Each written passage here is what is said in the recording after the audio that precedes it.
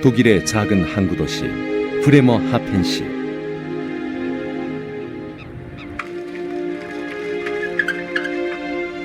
이곳에는 대륙이 이동한다고 최초로 주장했던 한 과학자의 흔적이 남아 있습니다.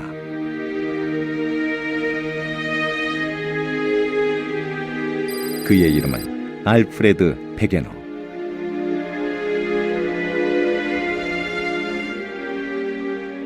The reason he thought that probably has to do with his experience as a meteorologist and seeing the changes in ice in Arctic areas. 1930년 베게너는 대륙 이동설의 증거를 찾아 그린란드로 세 번째 탐사를 떠납니다.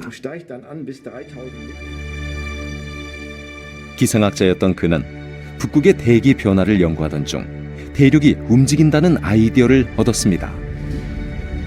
거대한 빙하에서 얼음이 갈라지듯 대륙이 분리되었다고 생각한 것이죠. 하지만 그린란드로 떠난 베게너는 영원히 돌아오지 않았습니다. 그의 주장이 입증된 건 그로부터 30년 후. 해저가 확장되면서 대륙이 움직인다는 것이 밝혀지게 됩니다. 지구가 살아있다는 것이 과학적으로 입증된 것입니다.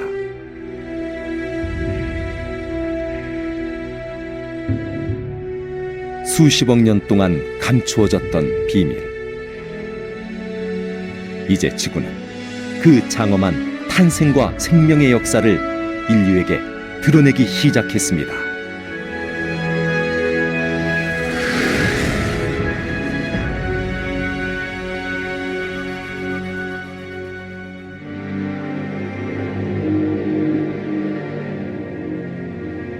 태양계의 세 번째 행성. 지구는 살아 움직이는 생명의 별입니다. 둘레 4만 킬로미터, 지름 12,756킬로미터의 거대한 암석, 전체 면적의 70%가 바다로 이루어진 푸른 행성 지구.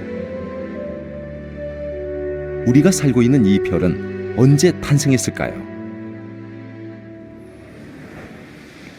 스코틀랜드의 에든버러 해안에는 지질학의 역사에서 아주 특별한 장소가 있습니다.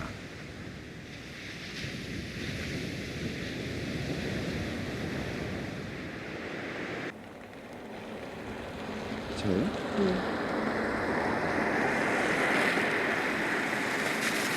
18세기까지만 해도 사람들은 노아의 방주를 과학적 사실이라고 믿었습니다. 대홍수 때 엄청난 양의 광물질이 침전해서 지구의 퇴적암을 만들었다고 생각했던 것이죠.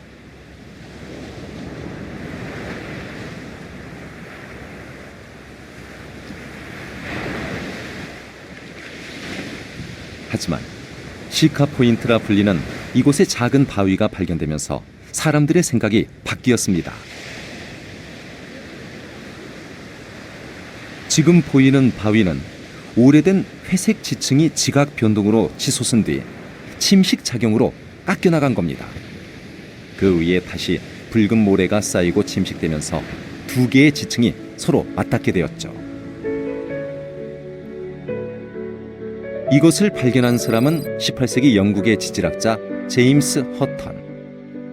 So this is the unconformity, the junction between the two different kinds of rocks that James Hutton found at Siccar Point. We have the grey rocks here and the younger red rocks on top. And what this junction shows is that there was a big gap in time. There was tens of millions of years. 제임스 허턴은 성경에 나온 것처럼 지구가 어떤 사건에 의해 창조된 것이 아니라 아주 오랫동안 침식과 퇴적을 반복하면서 만들어졌다고 주장합니다. 현재 일어나고 있는 지각 변화의 과정이 과거에도 동일하게 반복되었다는 것이죠. And this helped to support his idea that the Earth was very old and that rocks were formed in great cycles of ongoing activity, that the Earth was an engine that kept on going, kept on making new rock. 하지만 당시는 18세기, 신이 과학을 지배하던 시대였습니다. 제임스 허턴의 주장은 창조주로서 신을 거역하는 행위였죠. 성경에 등장하는 인물들의 나이를 역추적하면 태초의 인간인 아담이 만들어진 건 약 6천년 전. 따라서 당시 사람들은 지구는 6천년 전 신이 창조했다고 믿었습니다. 지구의 나이에 대해 과학적 근거를 찾기 시작한 건 그로부터 100년 후. 방사성 원소가 발견되면서 지구의 나이를 분석하는 기술이 개발되었습니다. And we fire the laser and make a small pit. 암석에 포함된 방사성 원소 우라늄은 자연 상태에서 일정한 속도로 붕괴하며 납으로 변하게 됩니다. 처음에는 순수한 상태였던 우라늄을 지닌 암석에서 납과 우라늄의 함량을 측정함으로써 이 우라늄이 언제 형성되었는지 그 시기를 예측할 수 있는 겁니다. 이렇게 우라늄을 이용해 지구의 나이를 계산한 최초의 과학자는 20세기 초반의 지질학자 아서 홈스입니다. 당시 그는 21살이었죠. 1915, just a couple of years after he published this work, he wrote a little book called The Age of the Earth, which caused a great stir amongst general geologists and scientists at the time, because in it he said the age of the Earth must be at least 1,600 million years old. 그는 지구의 나이를 알아내기 위해 평생 고대 암석을 수집하고 납과 우라늄의 비율을 계산했습니다. 6천년이었던 지구의 나이는 기하급수적으로 늘어나게 되었죠. 지구의 나이가 45억 6천만 년으로 최종 계산된 시기는 1956년. 20대의 젊은 과학자였던 아서 홈스가 백발이 성성한 66세의 노인이 되었을 때입니다. I think the age of the Earth is important to scientists because it acts as a starting point, if you like, for being able to date and develop a geological timescale. And having developed that geological timescale, we were able to understand all sorts of other processes that go on in the globe, such as the movement of continents around the globe. 45억 6천만 년.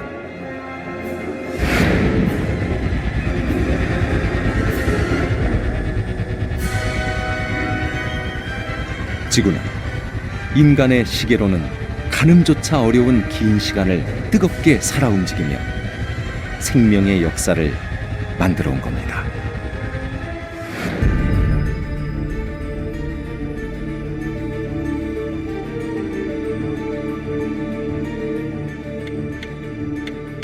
(45억 6천만 년의 시간을 지구의 하루인 24시간으로 압축하면 생명이 번성하기 시작한 것은 밤 10시. 인간은 자정이 되기 2초 전에나 등장합니다. 그리고 지구의 탄생 과정을 살펴보려면 137억 년 전으로 거슬러 올라가야 합니다.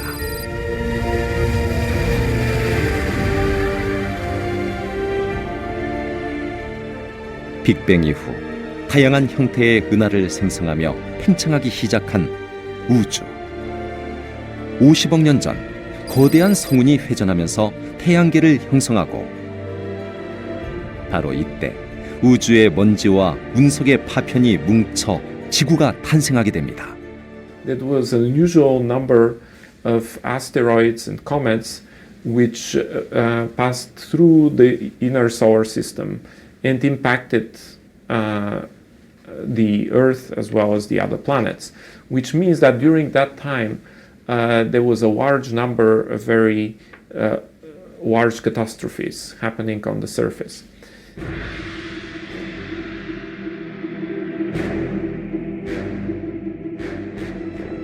소행성과 같은 이 행성체들이 끊임없이 지구로 돌진해 왔습니다. 이들이 합쳐지면서 지구는 점점 더 커졌죠. 지구의 중력도 강해졌습니다. 지금의 절반 크기가 되었을 땐 1년에 평균 1000여 개가 넘는 미행 성체가 충돌해 왔을 것으로 추정됩니다.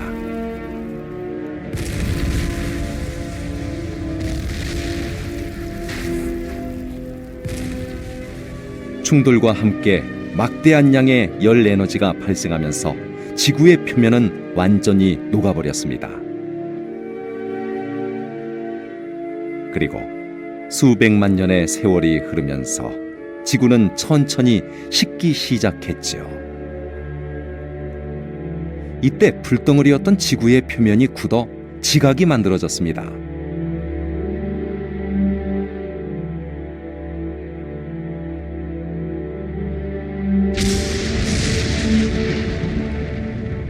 지구의 온도가 내려가자 비가 쏟아지기 시작했습니다. 지표의 온도는 더욱 낮아졌죠. 빗물이 고이면서 지구에서 가장 역사적인 사건이 일어납니다.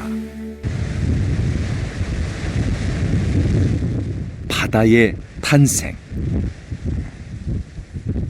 원시적이지만 대륙과 해양, 그리고 대기를 가진 오늘날 지구의 모습이 완성된 겁니다. 바다의 탄생은 생명의 시작을 의미합니다. 최초의 생명이 바다에서 움텄고 대기에 산소를 불어넣었기 때문이죠. 바로 이 물과 산소가 지구를 생명의 별로 바꾸어 놓았습니다. 영양분을 운송하고 체온을 유지해주는 물이 없다면 생명체는 존재하지 못할 겁니다.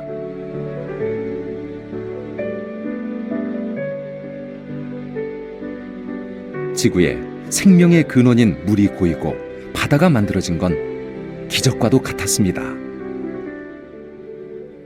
Many scientists believe that Earth, just like Mars, started fairly dry. And then water accumulated from comets that flew from the outer solar system and fell on the Earth. 우주 공간의 온도는 매우 낮기 때문에 해성에는 다량의 얼음이 존재합니다. 따라서 생성 초기에 건조한 지구가 해성과 충돌하면서 수분을 공급받았다는 겁니다.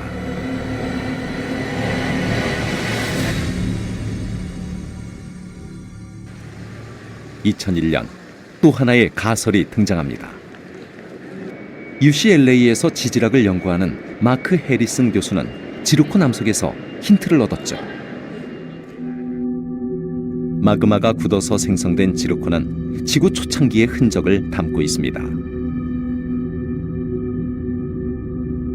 크롬 철광에 박혀있는 녹색 결정이 바로 지루콘입니다. To date, we have analyzed 170,000 zircons. We have dated 170,000 zircons from this one outcrop. And of those 170,000, we found something like 6,000 to be older than about 4.2 billion years. 그런데 40억 년 전에 지루콘 결정에서 물이 존재했던 흔적을 찾은 겁니다. 화학 분석을 통해 지루콘이 매우 낮은 온도에서 생성됐다는 것을 확인한 것이죠. 암석이 낮은 온도에서 생성되기 위해선 물이 꼭 필요하기 때문입니다. Water present, not just water that's available to melt from a mineral into a rock, but really excess molecular water to get these low temperatures. And the surprise is that all these old zircons, every single one that we've looked at, every one has this signal of extremely low melting temperatures. 이것은 지구가 생성될 때 이미 물이 존재했다는 것을 의미합니다. 지구를 만든 소행성과 운석들에 물이 풍부하게 포함되어 있었다는 겁니다. 미행성체가 지표에 충돌하면 엄청난 고온 고압 상태가 되는데 이때 암석이 녹으면서 미행성체에 들어있던 물도 지각 아래 갇히게 됩니다. 그리고 지각 변동과 함께 물은 수증기 상태로 대기에 방출됩니다. 대기의 이산화탄소와 결합한 수증기는 구름의 형태로 지구를 둘러쌌습니다.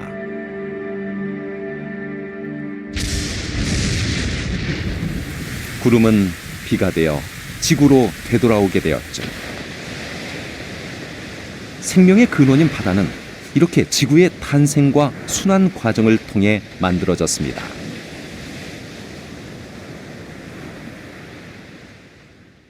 There's a lot of water in the universe. Okay, water is it's pretty common. So the question is, not so much how did it get here, but why did it stay? 태양계에서 유일하게 지구가 물을 간직할 수 있었던 이유는 바로 태양과 지구의 거리에서 찾을 수 있습니다.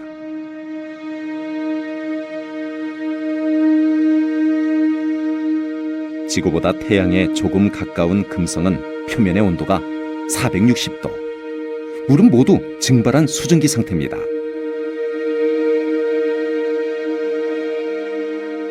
반대로 태양에서 지구보다 1.5배 멀리 있는 화성은 도달하는 태양빛이 지구의 절반도 안 됩니다.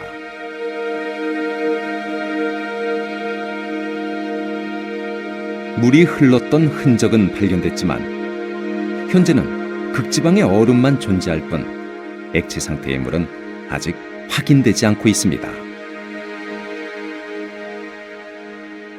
For the Earth to be in the zone that's just right to have liquid water and for life to evolve, we're very, very lucky. And it's probably very rare that it happens even within our own galaxy. 지구에 생명이 존재할 수 있었던 것은 이러한 우연과 행운 때문입니다. 물이 풍부한 암석으로 만들어진 지구가 태양과의 적절한 거리를 유지하면서 물을 지켜낼 수 있었던 것이죠.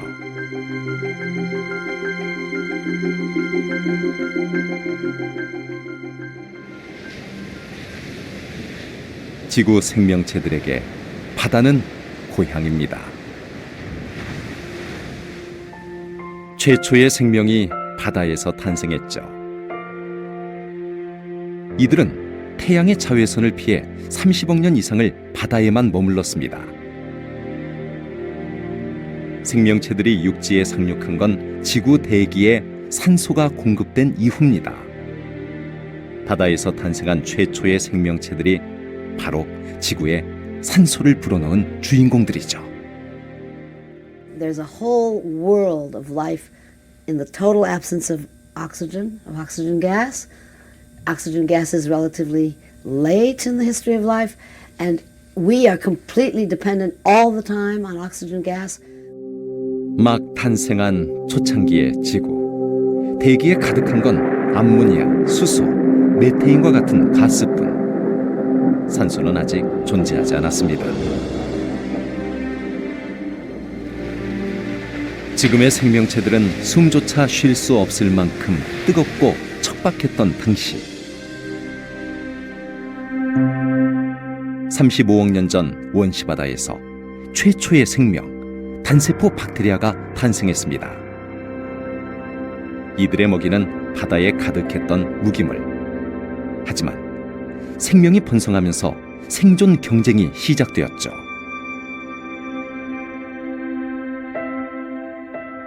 이때 몇몇 박테리아가 태양의 에너지에서 양분을 얻기 시작합니다.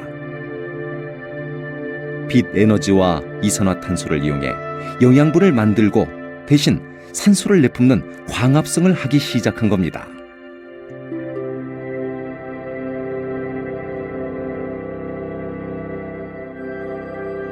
(35억 년) 전의 흔적은 아직 바다에 남아 있습니다.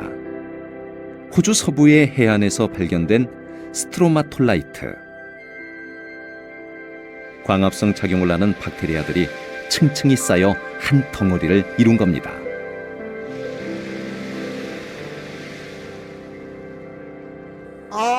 in the entire history of life, the detection of this oxygen is a signature of life. And it's right now, as far as we know, in the universe, the Earth is the only place that we know has it. Why? Because it's made by life.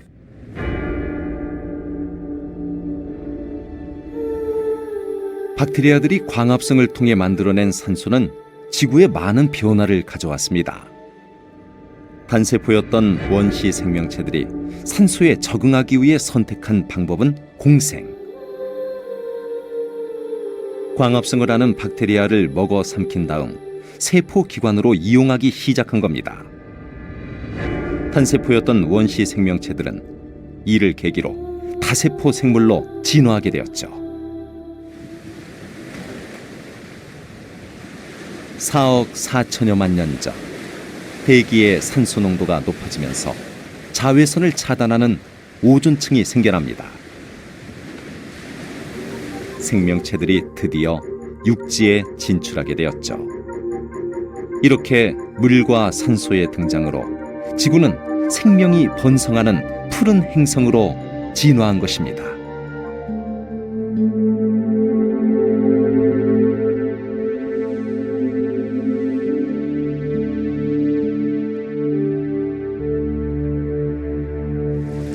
지구에 생명을 꽃피운 건 물과 산소의 힘이었습니다.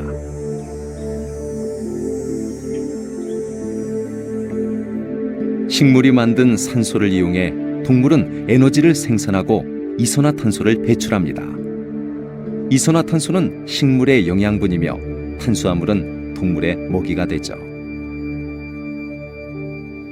이 과정 속에서 수많은 원소들이 순환되면서 생명 활동이 이루어지고 있습니다. 원소들은 다양한 형태로 결합하고 분리되면서 지구와 생명체의 재료를 만들어냈죠. 19세기 말 러시아의 과학자 멘델레예프가 지구를 이루는 이러한 원소들 사이에 규칙을 발견했습니다. 지구에 있는 모든 원소들이 서로 연결고리가 있다고 믿었던 멘델레예프. 그는 원자 중에서 가장 무게가 가벼운 수소 원자를 1로 가정하고 다른 원자들의 상대적 질량을 측정합니다. 이를 원자량이라고 하죠. 수소보다 16배나 무거운 산소의 경우 원자량은 16이 되는 겁니다. 원자량의 크기 순으로 원소를 나열하던 멘델레예프는 7개의 세로 그룹이 형성되는 것을 발견하게 됩니다.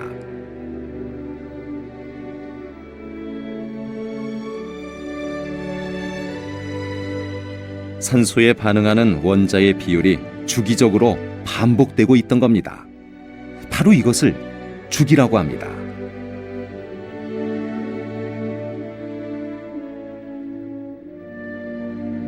세로 그룹에 배열된 원소들은 원자량이 달랐지만 화학적 성질은 서로 비슷했습니다. 이렇게 화학적 성질이 비슷한 원소들을 족이라고 부릅니다.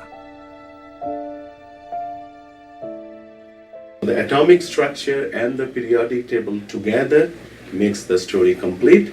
It gives us a solid foundation of the structure of atoms and properties of atoms. 지금까지 자연에서 발견된 원소는 92개. 이 원소들의 성질을 결정하는 것이 중성자라는 것이 밝혀지면서 더욱 정밀한 오늘날의 주기율표가 만들어졌습니다. 이 원소들이 서로 화학 반응을 일으키며 지구를 만들고 변화시키는 것입니다.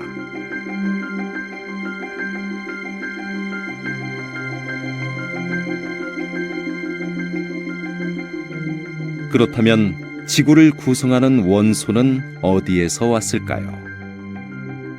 최초의 원소는 우주 빅뱅에서 탄생합니다. 137억 년 전 폭발과 함께 원소 중 가장 가벼운 수소와 헬륨이 만들어졌습니다. 수소와 헬륨이 뭉쳐 만들어진 우주의 첫 번째 별에서 또 다른 원소들이 탄생하게 됩니다. And there are lots of different reactions that happen in stars to make different elements. There are lots of different ways that you take two existing elements and normally sort of smash them together and you get other elements out. 별의 내부에선 수소의 핵융합이 일어납니다. 핵융합이란 높은 온도와 압력으로 인해 두 개의 가벼운 원소가 충돌하면서 보다 무거운 원소를 만들어내는 과정을 말하죠. 별의 내부에서 수소가 모두 헬륨으로 바뀌면 내부 압력이 낮아지면서 크게 부풀어 오릅니다. 중심 온도가 1억 도에 달할 만큼 뜨거워진 바로 이때 우리 생명에 필수적인 다양한 원소가 탄생합니다. 헬륨이 핵융합을 통해 탄소가 되고 계속해서 산소와 규소 등 점점 무거운 원소를 만들어내는 것이죠. 하지만 철보다 무거운 원소는 만들지 못합니다. If you have an extremely massive star and it has burned through all the hydrogen, helium, lithium, and all of the light elements, and it's still got a lot of mass, what happens is something quite remarkable. The star explodes at the end of this cycle. And in this explosion, there's sufficient energy in order to forge iron and the heavier elements. 질량이 큰 별은 폭발 직전 태양보다 10억 배나 밝은 초신성이 됩니다.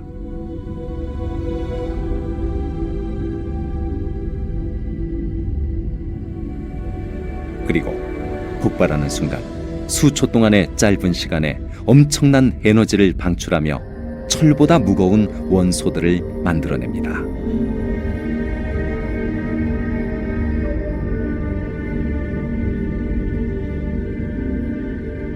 초신성의 폭발과 함께 만들어진 원소들은 우주 공간으로 퍼져나가 새로운 별의 재료로 쓰입니다. 50억 년 전 초신성의 잔해가 우주의 헬륨과 수소에 섞여 태양계가 그 모습을 드러냈습니다.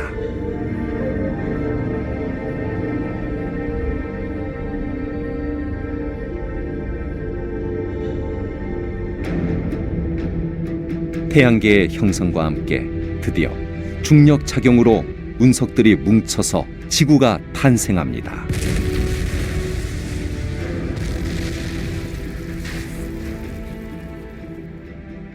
수없이 많은 미행성체들이 충돌하면서 완전히 녹아버린 지구.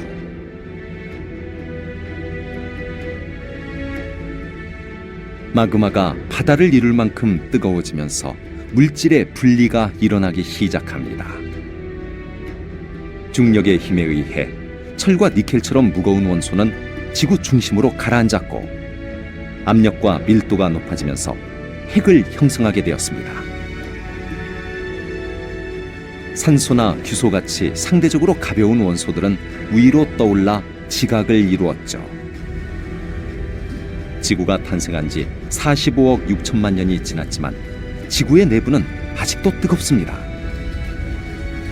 방사성 원소가 방출하는 열기 때문이죠. 바로 이 뜨거운 내부의 열기가 지구를 살아 움직이게 만듭니다.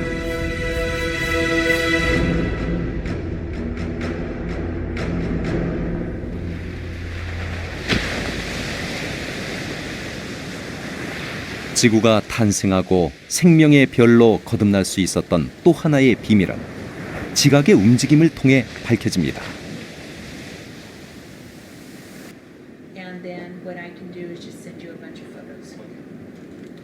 지진 관찰을 통해 직접 관찰하기 어려운 지구의 내부 구조까지 파악할 수 있게 되었기 때문이죠.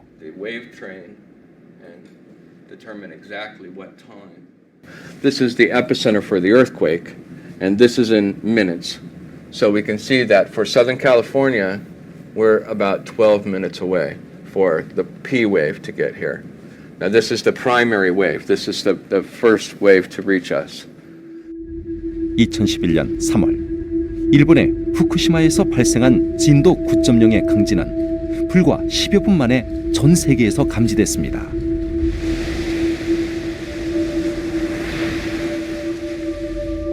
종을 치면 종소리가 울려 퍼지듯 지진이 발생하면 그 진동이 사방으로 퍼져나가기 때문입니다.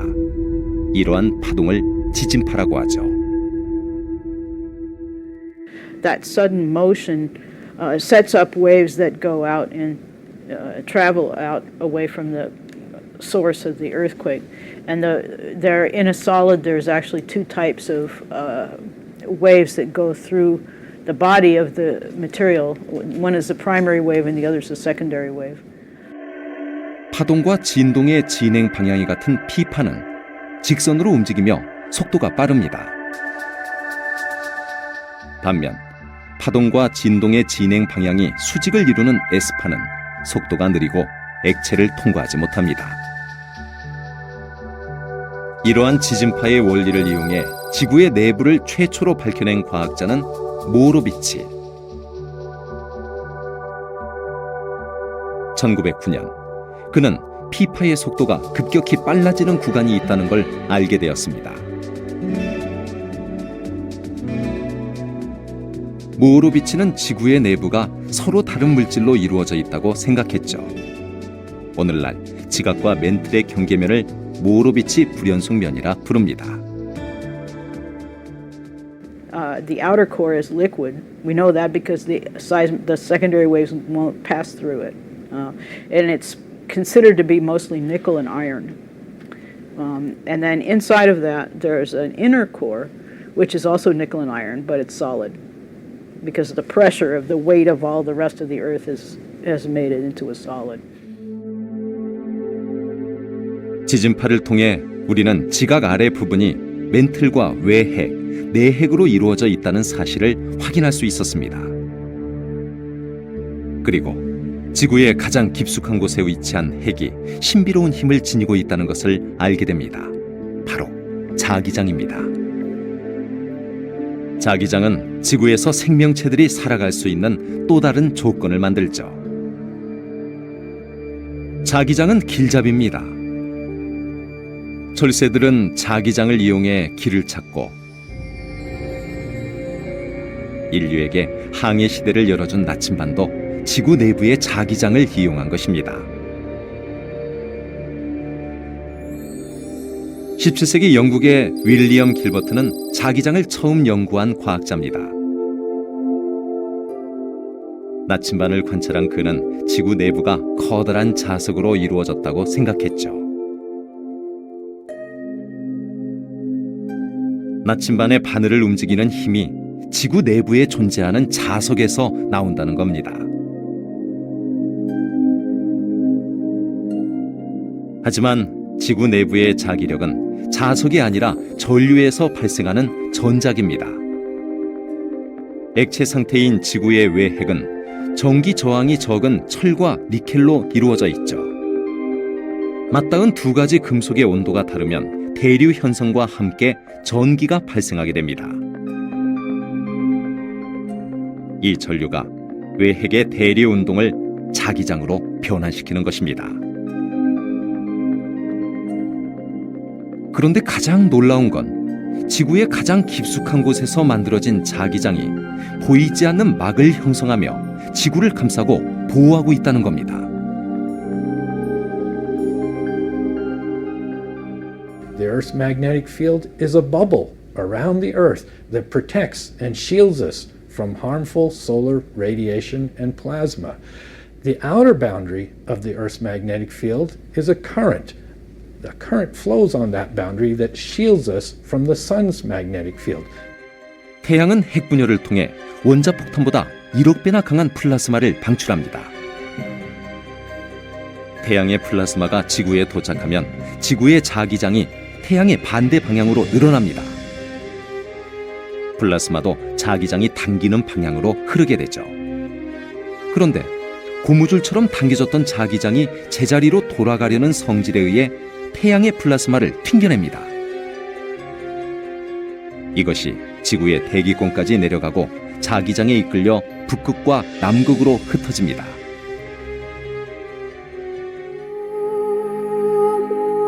신비로운 빛 오로라는 태양으로부터 우리를 보호하고 있는 지구 내부 자기장의 힘에 의해 발생한 거죠.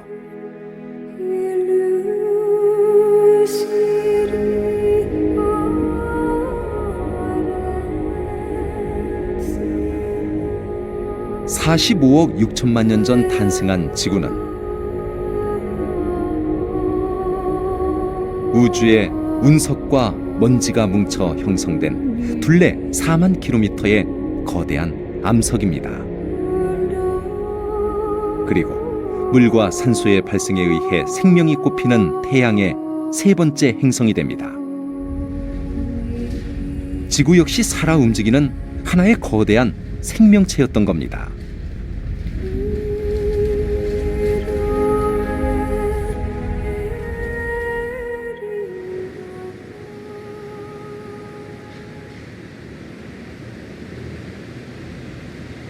우리는 지구와 함께 움직이고 있습니다. 인간이 정지 상태로 가만히 있다 하더라도 지구는 태양의 주위를 자전하며 대륙은 거대한 빙산처럼 느릿느릿 움직이고 있습니다. 이러한 지구의 움직임은 지각 변동으로 나타나게 됩니다. Earthquakes, volcanic eruptions, even tsunamis, and some people are worried that these represent signs or omens. These kinds of events are natural for our planet, and they are the result of these plate tectonic motions. 지구가 살아있다는 과학적 근거를 최초로 제시한 독일의 기상학자 알프레드 베게너. 그는 대륙과 해양의 기원이란 책을 통해 세계의 대륙들이 2억 5천만 년 전에는 하나의 대륙, 판게아였다고 주장했습니다.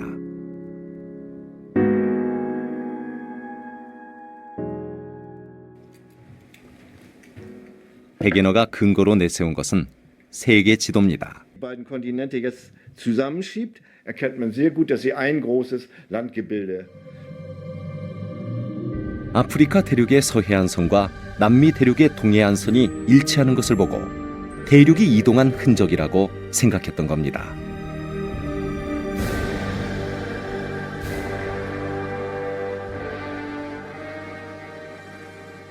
Das ist aber eine Beobachtung, die andere Wissenschaftler vor ihm auch schon gemacht haben. Er hat sich aber außerdem mit paläontologischen Fragen befasst und hat festgestellt, dass es sowohl paläontologisch als auch geologische Übereinstimmung zwischen den beiden Küsten gibt. 베게너는 무엇보다 화석에 주목했습니다. 남미와 아프리카 대륙 모두에서 발견된 파충류 화석 메소사우루스. 같은 곳에 살았던 이들이 대륙이 분리되면서 각각 남미와 아프리카에서 발굴됐다는 것이죠. Wissenschaftlergemeinde, das heißt also die Gemeinde der Geologen, hat also lange Zeit sich geweigert, die Kontinentdrifttheorie anzuerkennen. Und der Hauptgrund für diese Weigerung war, dass Wegener keine Kraft angeben konnte, die die Verschiebung bewirken sollte. Das heißt also, er konnte nicht angeben, warum diese Bewegung stattfinden sollte. 베기너의 주장은 1939년 시작된 제2차 세계대전을 계기로 밝혀지게 됩니다. 당시 미국은 전쟁을 위해 전 세계 해저의 지형을 탐사하고 이를 자세히 기록한 세계 해양 지도를 만들었습니다. 이때 참전한 미국 해군 중에 해리 헤스라는 젊은 지질학자가 있었습니다. 전쟁이 끝난 후 그는 해양 지도에 담긴 비밀을 밝혀냄으로써 베게너의 주장을 입증합니다.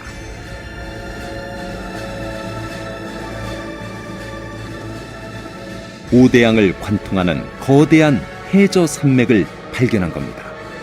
그곳을 기준으로 해저면이 몇 개의 대륙으로 나뉘어져 있었습니다. There was a mid-oceanic ridge, an underwater mountain chain running down the midline of the South Atlantic Ocean and North Atlantic Ocean. And it was this ridge that Hess then thought about and then found the thing that Wegener was missing. He found the piece that was needed to convince. 해저 산맥에선 화산 활동이 활발하게 일어나고 있었습니다.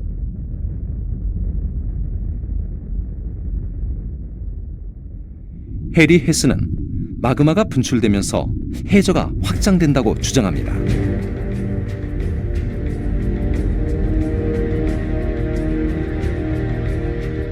마그마가 대륙판을 밀어내며 치솟고 이때 바닷물에 식어 새로운 지각을 생성하게 됩니다. 그리고 오래된 지각은 옆으로 밀려나는 것이죠. Harry Hess's seafloor spreading theory gave a plausible mechanism for how continents could move. No longer would they have to plow through solid rock the way that Alfred Wegener had originally suggested, but rather they are rafted or carried by the oceanic lithospheric plates, carried along. 해리 헤스의 주장은 1960년대 케임브리지 대학 연구팀의 인도양 탐사에서 확인됐습니다. 당시 지질학자의 이론으로 탐사선에 올랐던 프레드릭 바인. 그의 연구 분야는 해저면의 자기장이었습니다. 그런데 중앙 해령을 중심으로 해저의 자기장 방향이 규칙적으로 달라지는 것을 확인하게 되었습니다. 암석이 만들어질 때 내부에 포함된 철광석이 지구의 자기장 방향으로 향하게 되죠. The Earth's magnetic field reversed or reverses over geologic time. It's very irregular intervals between reversals, but it averages certainly in the last 80 million years about every half million years, roughly.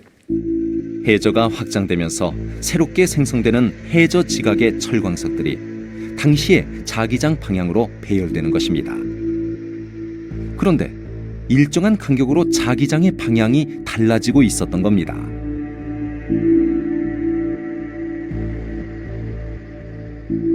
해저의 바닥은 중앙 해령을 경계로 자기장의 방향이 일정하게 달라지며 마치 띠 모양으로 배열되어 있었죠.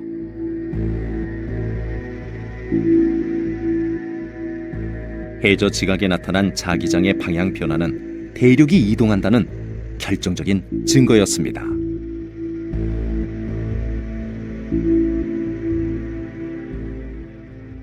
That, to put it crudely, the seafloor is like a twin conveyor belt. It's running out from mid-ocean ridges, and it's actually conveying continents on this convecting seafloor.